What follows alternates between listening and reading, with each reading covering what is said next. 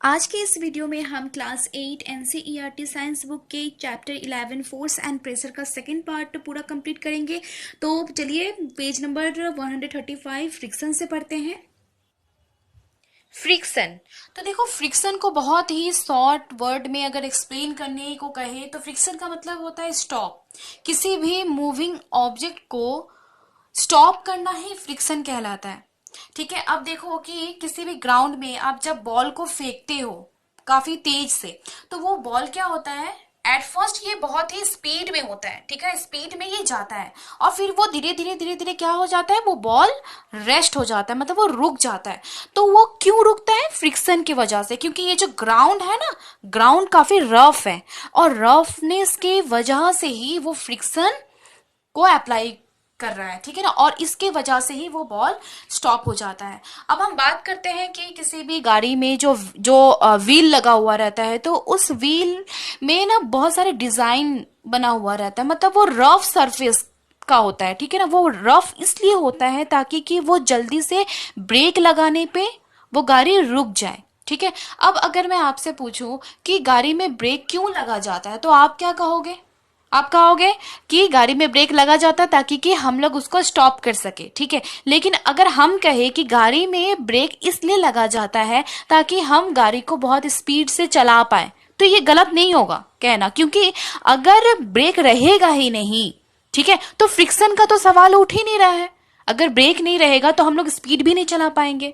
तो ब्रेक के ही वजह से हम लोग कॉन्फिडेंटली स्पीड चला सकते हैं और समय पे फ्रिक्शन भी अप्लाई करके उस चीज को रोक सकते हैं।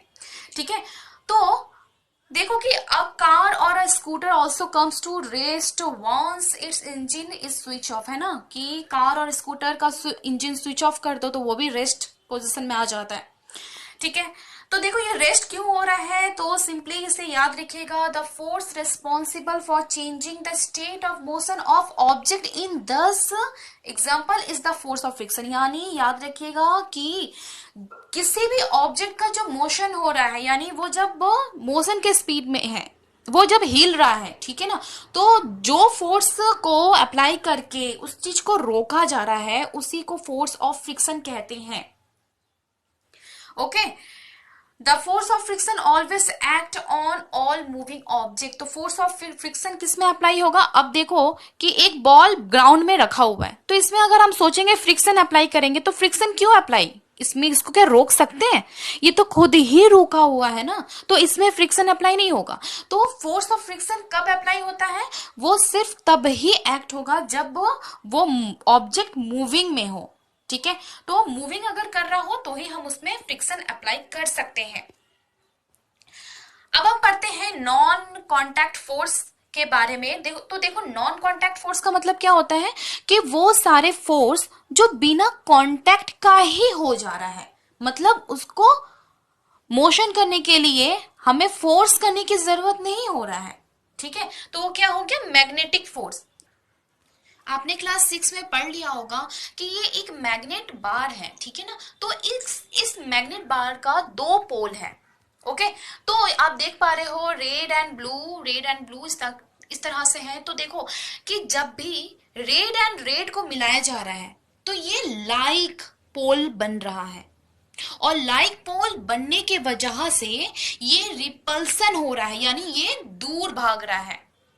ये अट्रैक्ट होने के बजाय ये दूर हट रहा है, तो इसे रिपल्सन कहते हैं। लेकिन अगर मैग्नेट बार को अनलाइक देखा जाए, अगर ये रेड एंड ब्लू को मिलाया जा रहा है तब ये आपस में अट्रैक्ट हो रहा है, तो इसे कहते हैं अट्रैक्शन। और रिपल्सन यानी जब वो अट्रैक्ट नहीं हो पाता है।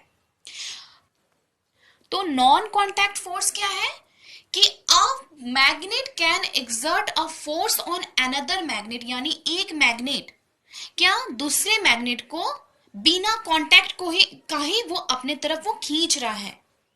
ठीक है, तो वो हो गया non contact force. Without being in contact के बिना कांटेक्ट लाए हुए क्या होता है कि मैग्नेट खुद ही फोर्स को एक्सर्टेड कर रहा है, तो ये नॉन कांटेक्ट फोर्स कहलाता है। पढ़ते हैं इलेक्ट्रोस्टैटिक फोर्स के बारे में। तो यहाँ पर एक्टिविटी में बताया जा रहा है कि यहाँ पर 2 स्ट्रॉ लिया गया है, ठीक है ना। तो एक स्ट्रॉ को आपको क्या करना है, रब कर देना है। तो आप जिस भी स्ट्रॉ को, सपोज आप इस स्ट्रॉ को रब कर रहे हो, तो फिर इस स्ट्रॉ को रब करने के बाद इसको ना चार्ज बॉडी कह सकते हैं, क्योंकि इसमें हम लोग चार्ज क्रिएट कर दे रहे हैं। क्योंकि आप देखोगे कि किसी भी ऑब्जेक्ट को रब करोगे ना तो वो चार्ज होगा, वो काफी गर्म हो जाएगा, ठीक है। तो आप इस चार्ज वाले बॉडीज को अनदर अनचार्ज, यानी ये वाले स्ट्रॉ क्या है, ये अनचार्ज है, ठीक है ना। तो आप इन दोनों को सामने ले आओगे तो ये दोनों क्या होगा, अट्रैक्ट होगा, ठीक है। ठीक उसी तरह से अट्रैक्ट होगा जैसे कि ये मैग्नेट बार में 2 मैग्नेट बार को अनलाइक पोल को अगर मिलाएं तो वो अट्रैक्ट होता है, ठीक उसी तरह से ये भी अट्रैक्ट होगा। लेकिन अगर हम बात करें कि दोनों स्ट्रॉ को अच्छे से रब कर दे, ठीक है ना, दोनों स्ट्रॉ को रब करने के बाद दोनों को सामने ले आएंगे तो ये रिपील होगा, यानी ये अट्रैक्ट नहीं होगा, ये रिपल्सन होगा, ठीक है। ऑपोजिट डायरेक्शन में ये भागेगा, क्योंकि ये वैसे ही हम कह सकते हैं कि 2 मैग्नेट जो लाइक पोल जैसे क्रिएट हो जा रहा है, लाइक पोल ऑफ मैग्नेट, तो वो क्या होता है, ऑलवेज रिपल्सन होता है, यानी वो रिपील करता है, ठीक। The force exerted by charge body, यानी जो स्ट्रॉ को चार्ज करने के बाद उसे किसी अनचार्ज बॉडी के पास ले जाने पे वो अट्रैक्ट करता है, ठीक है ना, उसे इलेक्ट्रोस्टैटिक फोर्स कहते हैं। This force comes into play even when the bodies are not in contact, है ना। तो ये इसमें हम लोग तो कांटेक्ट नहीं किए ना, इसमें मस्कुलर फोर्स वगैरह तो नहीं लगाए हैं, लेकिन इसके बावजूद भी ये क्या हो रहा है, अट्रैक्ट कर रहा है, तो इसे ही इलेक्ट्रोस्टैटिक फोर्स कहते हैं। तो ये भी नॉन कांटेक्ट फोर्स का एक एग्जांपल है। अब हम पढ़ते हैं ग्रेविटेशनल फोर्स के बारे में। तो देखो ग्रेविटेशनल फोर्स हम लोग पहले से ही पढ़ते हुए आए हैं कि कुछ भी चीज को अगर फेंको तो वो ऊपर से हमेशा नीचे की तरफ ही आता है, ठीक है। चाहे वो लीव्स का बात करें या फ्रूट्स की बात करें, तो वो कि ट्रीज से टूटने के बाद वो ग्राउंड में ही गिरता है, ठीक है ना। तो वो हर एक चीज, छोटे से छोटे चीज या बड़े से बड़े चीज, वो सब ग्रेविटेशनल फोर्स से क्या होता है, वो नीचे की तरफ ही खींचता है। ऑब्जेक्ट और thing falls towards the earth because it pulls them, यानी कोई भी ऑब्जेक्ट या थिंग अर्थ की तरफ वो गिरता है क्योंकि अर्थ उसे अपने तरफ पुल करता है, ठीक है ना, उसे खींचता है। This force is called force of gravity, या ग्रेविटी आप कह सकते हैं, तो ये अट्रैक्टिव फोर्स भी आप कह सकते हैं, ठीक है ना। The force of gravity act on all object, हर एक ऑब्जेक्ट में ये फोर्स ऑफ ग्रेविटी अप्लाई हो सकता है, होता है। Water being to flow towards the ground as soon as we open a tap, ठीक है ना। टैप को खोलने पे क्या होता है, वो पानी ग्राउंड में ही गिरता है। और वाटर जो रिवर है, वो रिवर में जो पानी होता है वो पूरी तरह से फ्लो होकर डाउनवर्ड की तरफ जाता है, हमेशा डाउनवर्ड के ही तरफ जाता है, वो भी फोर्स ऑफ ग्रेविटी के ही वजह से, ठीक है।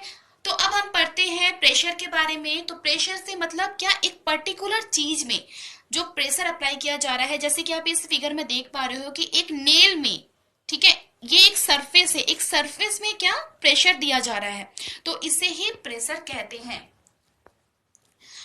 तो देखो, the force acting on a unit area of a surface is called pressure, यानी एक यूनिट एरिया पे जब फोर्स अप्लाई किया जा रहा है तो उसे प्रेशर कहते हैं। इसे याद रखिएगा, प्रेशर इक्वल टू फोर्स पर area on which it act, okay, कि उसी एरिया में, जिसमें पर्टिकुलर एक एरिया में फोर्स अप्लाई करना ही प्रेशर होता है।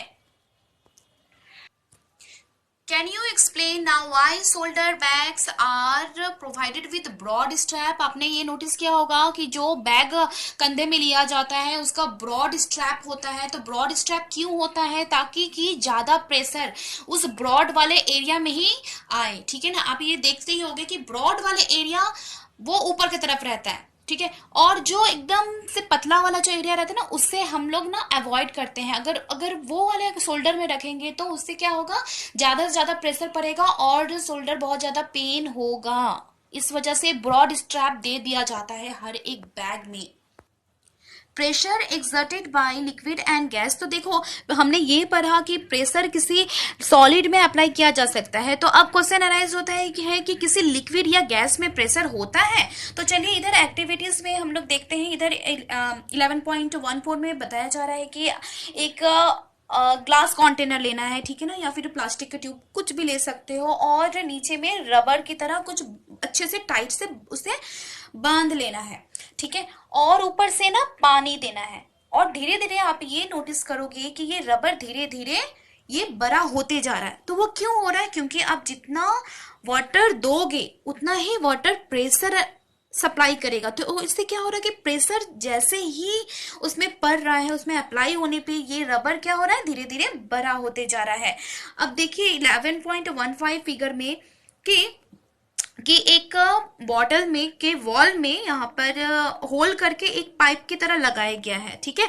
और यहाँ पे भी एक बलून टाइप का या कुछ रबर समथिंग कुछ लगा सकते हो और ऊपर से पानी का प्रेशर दोगे तो ये बलून क्या होगा, बलून में भी प्रेशर आएगा। तो इससे हमें क्या पता चला कि प्रेशर ना केवल बॉटम में मिलता है बल्कि प्रेशर वॉल में भी मिलता है, यानी साइड में भी होता है प्रेशर, ठीक है। तो इससे क्या प्रूफ हो गया कि हाँ लिक्विड में भी प्रेशर हो सकता है, ठीक है।